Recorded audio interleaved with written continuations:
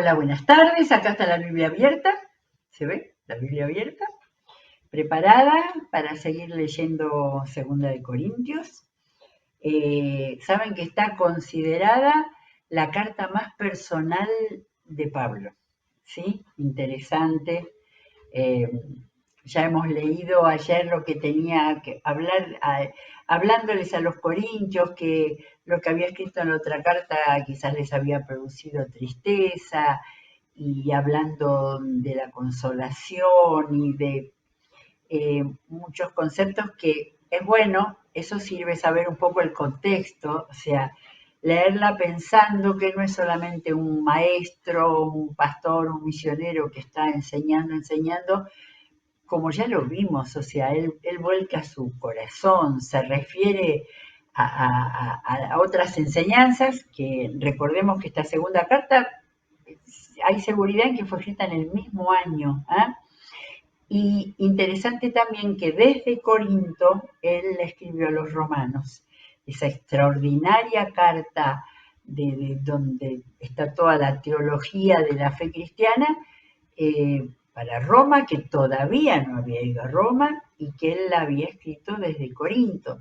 De manera que tan interesante pensar, Pablo trabajaba todo el tiempo, porque escribir una carta tan extensa como la de Romanos, eh, tan fuerte, tan importante, y al mismo tiempo estar haciendo todo lo que evidentemente él hacía en una iglesia, o con los hermanos cristianos nuevos que vienen del paganismo, todo lo que ya hemos venido diciendo, estar pensando lo que había que enseñar.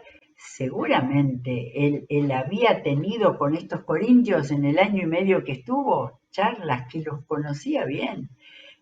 No menciona, vamos a ver cuando lleguemos al final, en saludos, pero seguramente a muchos de ellos los conocía bien desde el momento en que habían aceptado a Jesús hasta el momento en que ahora les está escribiendo.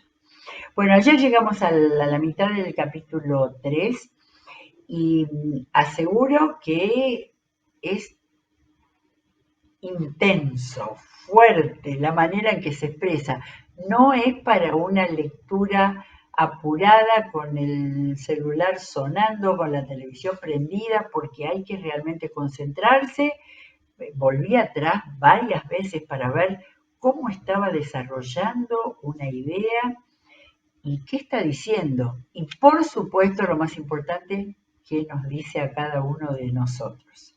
De qué manera esta palabra de Dios nos está hablando en la circunstancia que tengamos y a partir de lo que entendemos que fueron las circunstancias del apóstol.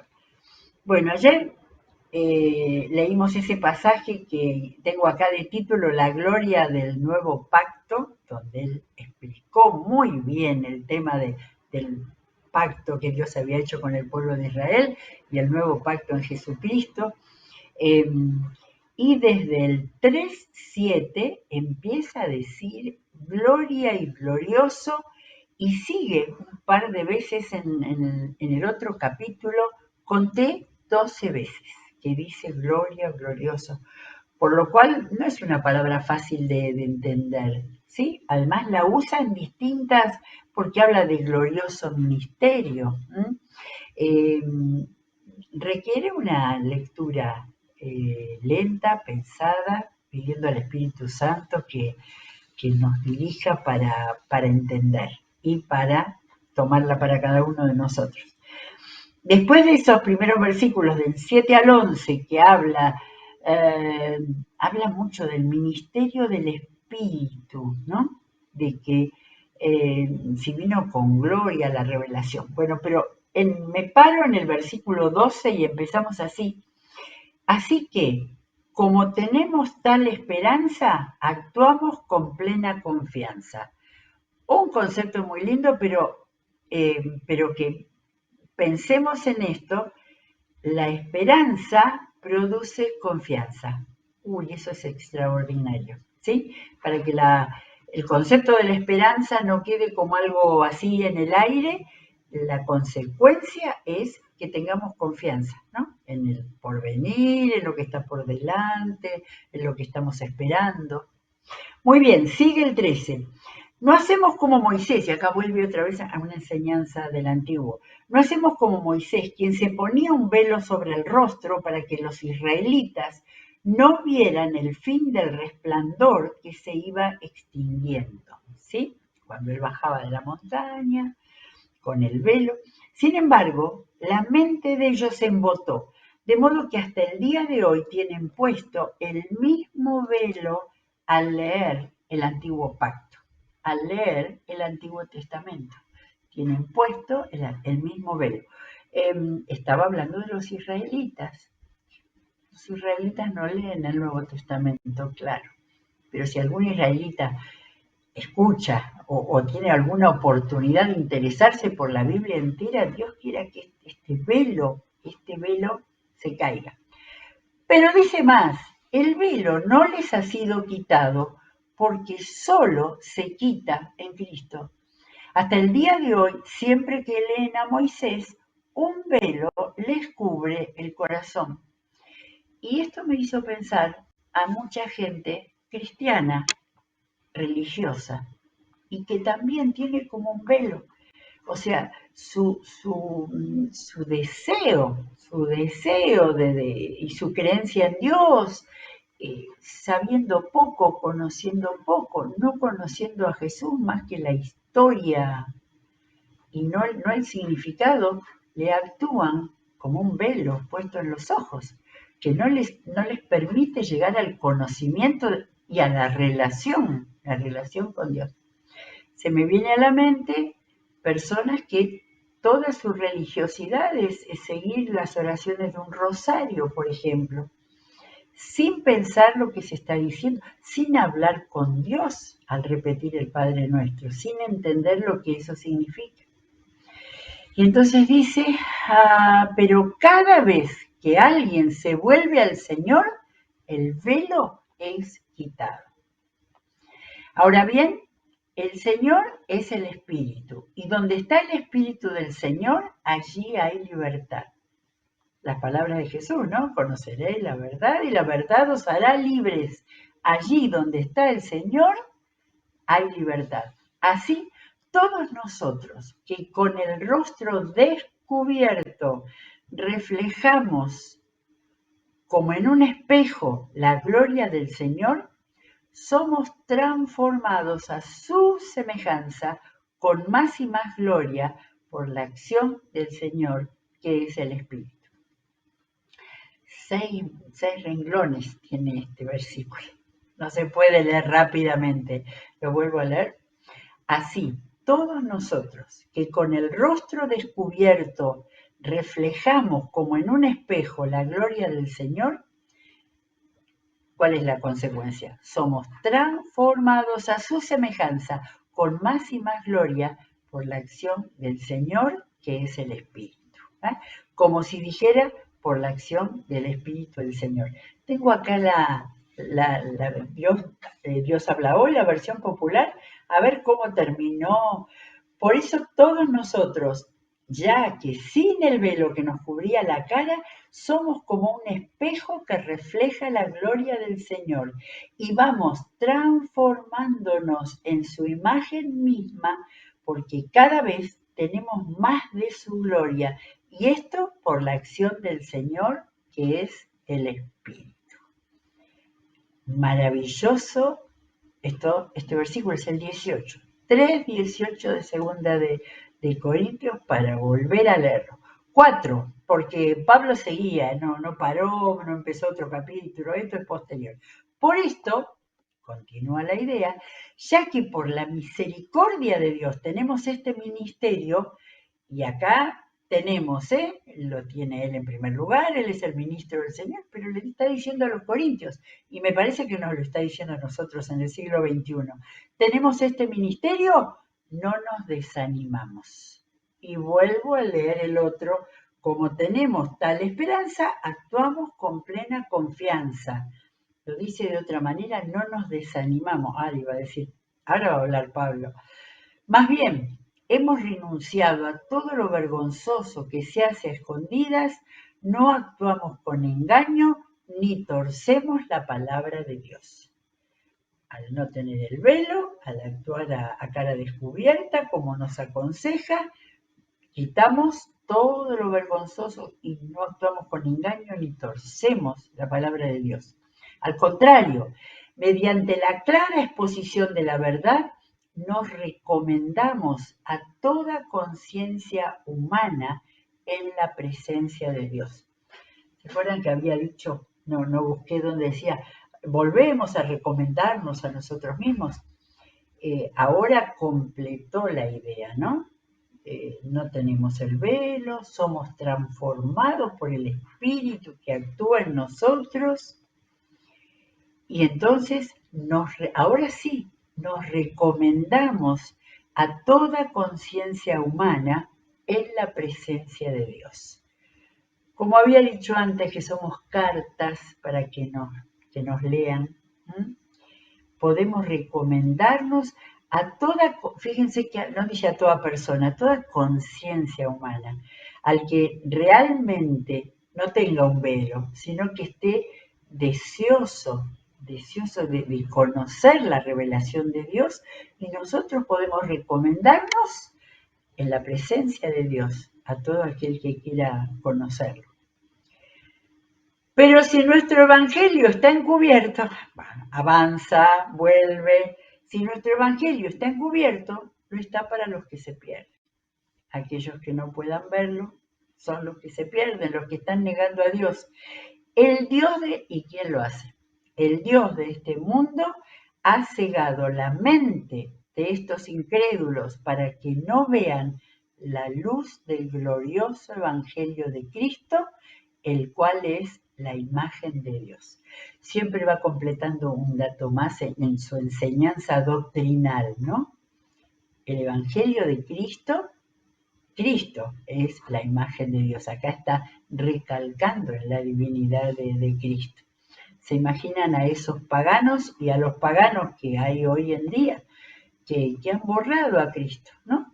O los musulmanes que están diciendo, Mahoma, Buda, Jesús, todos profetas que han venido y totalmente ningunean a lo que Jesucristo significó. No conocen la palabra. Bien, y acá aparece de nuevo el Dios de este mundo. La otra vez lo había mencionado como Satanás y ahora directamente dice, es el Dios de este mundo, el que ha cegado la mente de ¿quién? De los incrédulos. No nos predicamos, dice en el versículo 3, son versículos largos estos, recién estamos en el 5. No nos predicamos a nosotros mismos, sino a Jesucristo como Señor. Nosotros no somos más que servidores de ustedes por causa de Jesús. Detrás de todo esto se nota, ahora lo que viene más adelante, Pablo se presenta con una humildad y se presenta con fragilidad, no como el poderoso, el sabio, el conocedor, enseñador de doctrina. Porque Dios te ordenó que la luz resplandeciera en las tinieblas, hizo brillar su luz en nuestro corazón, para que conociéramos la gloria de Dios que resplandece en el rostro de Cristo. Este es un versículo maravilloso. Y como pasa tantas veces en las Escrituras, primero reconocer al Dios creador, Dios que ordenó que la luz resplandeciera de las tinieblas. Por eso tanto que los escritores del Nuevo Testamento hablan de Jesús. Jesús dijo, yo soy la luz, pero hablan de la luz que debe tener un creyente. Hizo brillar su luz en nuestro corazón para que conociéramos la gloria de Dios que resplandece en el rostro de Jesucristo. Qué impresionante, ¿no? Su explicación para llegar a que la gloria de Dios, y sigue, debe ser la vez número 10, que está hablando de la gloria de Dios desde el otro capítulo, pero apuntar allí. Hay una gloria de Dios que obra en los hijos que transmiten la luz a todo aquel que quiere escucharla.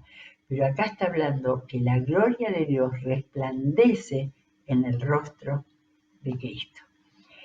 Y esto es una manera, no está hablando de un Jesús, es decir, es una manera simbólica porque no está hablando de un Jesús que está todavía recorriendo Galilea y sanando y explicando y enseñando.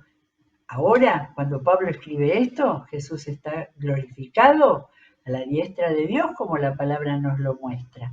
Sin embargo, pensando de la luz y de la gloria, el pensamiento que Pablo tiene es que la gloria de Dios resplandece en el rostro humano, creo que más que nada en el rostro glorificado de Jesucristo, en la gloria de Dios. No se puede leer sin estar pensando, ¿sí? Sin estar rumiándolo, ¿sí? Pero acá viene otra enseñanza, porque no paraba de dar nuevas enseñanzas. Pero tenemos este tesoro en vasijas de barro para que se vea que tan sublime poder viene de Dios y de nosotros mismos. Yo creo que así como estamos hablando casi palabra por palabra, ¿no? Y pensando en la grandeza de Pablo, cómo pudo explicar tan bien esto, ¿no? Este tesoro es el que está en vasijas de barro. Hay un detalle de la vida en la antigüedad. Las riquezas que la gente tenía las ponía adentro de vasijas baratas, de barro baratas, no de esas quizás trabajadas, no, las más comunes y baratas, ponía ahí la plata, la joya, el oro y la plata. Ahora está diciendo que este tesoro del Señor, de la gloria de Dios, lo tenemos en vasija de barro. Nosotros. Vasija de barro, nosotros. ¿Sí? Que con toda humildad somos los que tenemos que dar el tesoro de Dios. Porque dice que para que se vea que tan sublime poder viene de Dios y no de nosotros. Y acá 8, versículo 8, versículo 9 y un poco más después, cambia, ¿no? De ese discurso que parecía glorioso o triunfante, digamos triunfante, ¿no? Dice, nos vemos atribulados en todo, pero no abatidos, perplejos, pero no desesperados, perseguidos, pero no abandonados, derribados, pero no destruidos. Estaba hablando de él.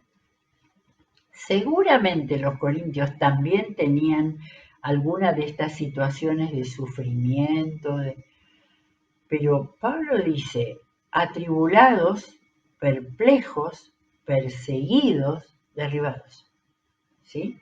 O sea, la situación del misionero que está dando su vida y la situación de los cristianos jóvenes, cristianos nuevos que se estaban enfrentando a un imperio romano que decía que el César es Dios. Así que tomémonos de la firmeza, ¿no? Dice, no abatidos, no desesperados, no abandonados, no destruidos.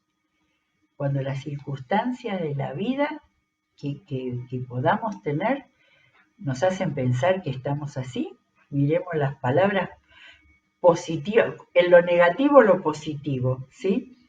De que me gusta lo de no abandonados, porque ahí no estamos solos, ¿no? Y nadie nos va a destruir. Y sigue en el 10, donde quiera que vamos, siempre llevamos en nuestro cuerpo la muerte de Jesús. Antes de esto, porque se dice que la carta de Gálatas quizás fue la primera que se escribió, ¿sí? Así que antes de escribir esto había escrito Gálatas, ¿no? Con Cristo estamos juntamente crucificados, muertos. Y acá tiene ya, no tiene después de haber dicho eso, llevamos en nuestro cuerpo la muerte de Jesús, para que también su vida se manifieste en nuestro cuerpo. Pues a nosotros los que vivimos, siempre se nos entrega a la muerte por causa de Jesús. Y Pablo debía estar pensando en eso con la muerte muy cerca que él tenía siempre, que tuvo siempre en todos los lugares donde estuvo. Se nos entrega la muerte por causa de Jesús para que también su vida se manifieste en nuestro cuerpo mortal. Así que la muerte actúa en nosotros y en ustedes la vida. Acá se está poniendo en la muerte que acecha a él, a Timoteo, a Tito, a Sóstenes, a todos esos hombres que iban de lugar en lugar predicando el Evangelio, y como hemos visto en el libro de los Hechos de los Apóstoles, los corrían de ciudad en ciudad, de pueblo en pueblo, amenazaban apedrearlos y tenían que ser escondidos para huir. Dice, la muerte actúa en nosotros y en ustedes la vida. Pero Pablo era muy dado a hacer estos juegos de palabras, ¿no? Muerte, vida, luz, tinieblas. Creo que estaba reforzando su fe, porque miren lo que dice en el 13. Escrito está, creí y por eso hablé. Tengo que reconocer que este es un versículo del Salmo 116, 10, y aquí en la nota que tengo en mi Biblia de estudio dice Salmo 116, 10, como la nota textual. Pero lo que tengo que reconocer es que no dice exactamente eso. No dice, creí y por eso hablé. Pero miren lo que es leer mal.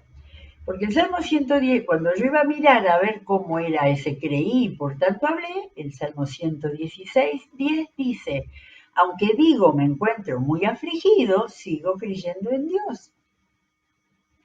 Pero leer mal es no darse cuenta, aunque digo, ¿y qué digo? Que sigo creyendo en Dios. Lo de me encuentro muy afligido es lo que me hacía perder que él está hablando, yo creo en Dios, ¿sí? De manera quizás la escritura en hebreo era más parecida a la traducción de este griego, que era acá la carta de Pablo a los Corintios. De todas maneras, es evidente que Pablo estaba citando el Salmo 116 en el versículo 10. O sea, lo que hablo es de mi fe, ¿sí? Esto se llama interpretación. Y la interpretación está saliendo de la palabra. Nos está diciendo, escucha bien lo que dice, ¿sí? A nosotros que somos estos tesoros en vasos de barro, que tenemos la riqueza del Evangelio y que a veces somos torpes en comunicarlo y aún en entenderlo, y aún en entender la palabra. Después de eso Pablo dice, con ese mismo espíritu de fe, porque esto de creí, por tanto hablé, tiene que ver con la fe, con ese mismo espíritu de fe, también nosotros creemos y por eso hablamos. Fíjense cómo dio la vuelta de todo lo anterior que había dicho, de atribulados, perplejos, perseguidos, toda esa situación que puede ser una situación tanto real como anímica, o las dos cosas, emocional, de lo que puede sufrir alguien que tanto que está perseguido como a veces es burlado o totalmente está rodeado de personas que son indiferentes al Evangelio, indiferentes a la vida que queremos que puedan entender y que puedan llegar a la verdad y a la luz de Jesús. Sí que creemos y por tanto hablamos. O sea, si emocionalmente acá el apóstol se le dio por pensar todas los sufrimientos, él habla mucho de sufrimientos que tenemos los cristianos, pero nuestra fe nos hace que sigamos hablando. Voy por el 14, pero sabemos que aquel que resucitó al Señor Jesús nos resucitará también a nosotros con Él y nos llevará junto con ustedes. Cuando habla de nosotros los pastores, los misioneros, junto con ustedes a su presencia. De manera que pasó de los sufrimientos de esta vida en el Imperio Romano a que pensemos, porque también está hablando dónde está la palabra, nos llevará, pero antes había hablado del conocimiento.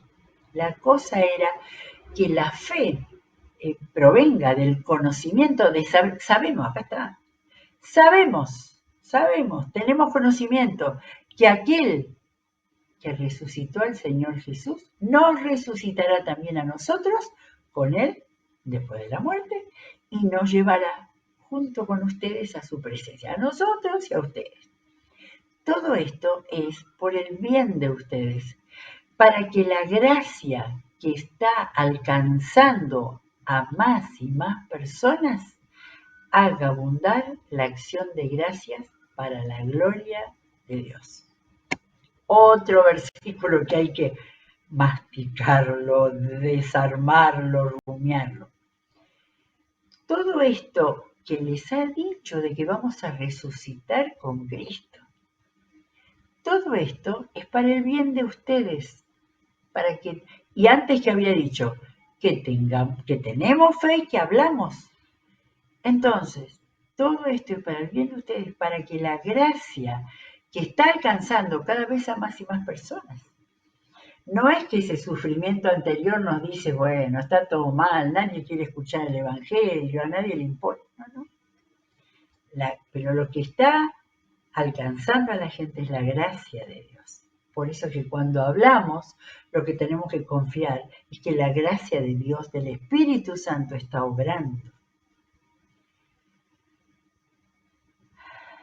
La gracia que está alcanzando a más y más personas haga abundar la acción de gracias para la gloria de Dios. Creo que es la primera vez que hablan hasta ahora de gratitud. Y Pablo siempre habla de gratitud.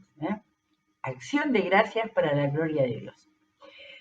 No termina este capítulo 14. Por lo tanto, no nos desanimamos. Bueno, de nuevo, no nos desanimamos. Al contrario, aunque por fuera nos vamos desgastando, por dentro nos vamos renovando día tras día. Fíjense que en el 3:18 había hablado de la transformación, y acá habla de la renovación. Nos vamos renovando día a día. Pues los sufrimientos ligeros y efímeros que ahora padecemos, bueno, cuanto antes hablaba de los sufrimientos que nos ponían, ¿no? Atribulados, perplejos, perseguidos y derribados. Sin embargo, con la mirada de la fe y con la acción de la renovación que hace el Espíritu Santo, y eso tomémoslo todos para nuestras vidas hoy, sufrimientos ligeros y efímeros que ahora padecemos producen, y de nuevo vuelva la noción de la gloria, producen una gloria eterna que vale muchísimo más que todo sufrimiento. Qué grande, grandioso es esto. Una gloria eterna que vale muchísimo más que todo sufrimiento. Así que no nos fijamos en lo visible, en lo terreno. Miren que había dicho que si por fuera nos vamos desgastando, no nos fijemos en lo visible, sino en lo invisible, ya que lo que se ve es pasajero, mientras que lo que no se ve es eterno. termina el capítulo 4 y el capítulo 5 es muy rico también y sigue avanzando en lo que tiene que ser, como dijo por ahí, un espejo para nuestra vida cristiana. Quiero leer este final en Dios, la traducción Dios habla hoy, para que veamos de repente un lenguaje más sencillo. ¿Eh? Por eso no nos desanimamos, está igualito, pues aunque por fuera vamos envejeciendo, clarito, por si acaso alguien no había entendido lo que quería decir, nos vamos desgastando, por fuera vamos envejeciendo, por dentro nos rejuvenecemos día a día. Lo que sufrimos en esta vida es cosa ligera, que pronto pasa, pero nos trae como resultado una gloria eterna mucho más grande y abundante. Porque no nos fijamos en lo que se ve, sino en lo que no se ve, ya que las cosas que se ven son pasajeras, pero las que no se ven, son eternas. Y lo que no se ve es eterno. De manera que capítulo 3, capítulo 4 de Segunda de Corintios es para tenerlo ahí cerca, porque es verdad que vemos el corazón, las emociones de Pablo, el peso que tiene encima de los sufrimientos, porque no es que él eh, los desecha, ¿no? No se hace el que es el superado, ¿no? Pero nos está hablando de la gloria del Señor, nos está hablando de la gracia del Señor, y entonces Él dice, con esa humildad que viene de ese mostrarse tan frágil, nos dice que nos vamos renovando y que los sufrimientos son efímeros y producen una gloria eterna. Que tengamos la capacidad de tomar nosotros el creí, y por eso hablé, que hablemos, aunque nos cueste, con los corazones más duros, más indiferentes, que sepamos que es lo que Dios quiere y su gloria dada por el Espíritu Santo nos va a permitir hablar con resultado, hablar con mentes que se abren. Terminamos el capítulo 4 y vamos a seguir mañana, si el Señor lo permite. Que el Señor los bendiga ricamente.